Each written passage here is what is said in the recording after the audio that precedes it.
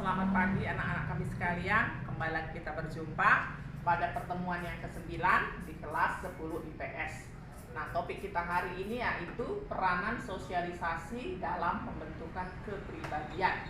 Nah, kita akan lihat dulu ya pengertian yang kepribadian.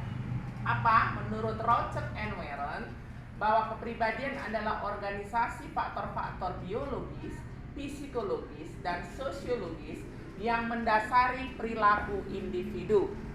Oke, menurut yang kedua, Haber, bahwa kepribadian adalah keseluruhan dari ciri-ciri atau sifat-sifat dasar yang tampak dan dapat dilihat pada diri seseorang.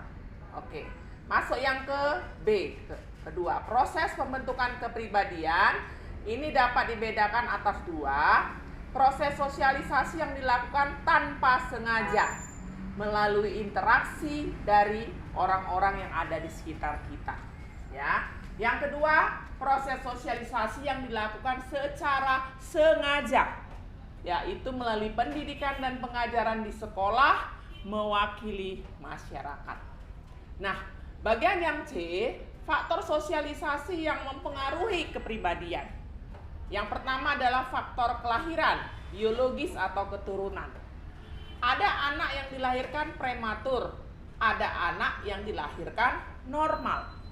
Nah, ini awal penting, tapi proses jauh lebih penting bagaimana nanti anak itu pada akhirnya. Ya, anak itu pada akhirnya bagaimana? Nah, itu tergantung kepada proses pembentukannya. Jadi tidak hanya sekedar bagaimana dia lahir. Ya, yang kedua, lingkungan alam atau geografis. Nah, ini ada padang pasir, cuacanya sangat panas. Ada kutub utara, kutub selatan, cuacanya sangat dingin. Nah, ini menghasilkan positifnya kepribadian yang pekerja keras, pantang menyerah. Tapi sisi negatifnya menghasilkan kepribadian yang egois, ya, keras. Oke. Nah, kebalikannya dari Indonesia, contohnya kita beriklim tropis.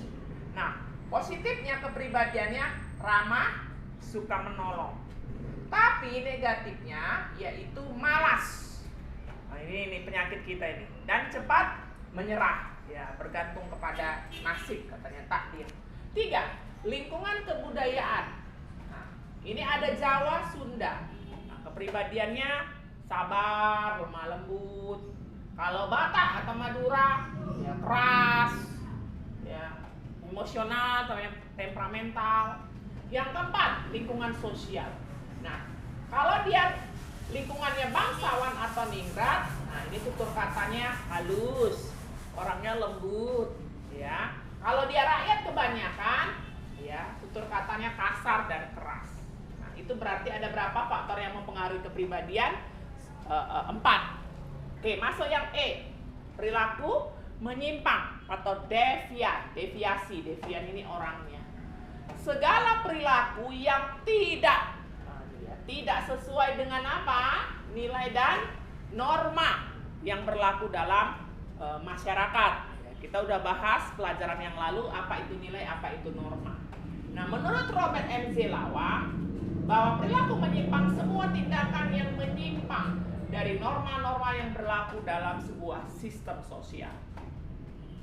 Yang kedua, menurut James W. Van Zender, sebagai perilaku yang oleh sebagian besar masyarakat dianggap tercela dan di luar batas-batas toleransi yang bisa diterima atau bisa dimaafkan. Oke, nah catatan, perilaku menyimpang ini sifatnya terbatas. Karena menyimpang pada masyarakat A, belum tentu menyimpang pada masyarakat B. Contoh, kalau di luar negeri, ya seorang laki-laki atau perempuan sah-sah saja hidup bersama walau belum diikat pernikahan. Tapi kalau di masyarakat kita itu sudah menyimpang. Nah, itulah contohnya anak-anak. Tolong dibaca dan dipahami lagi. Salam sehat.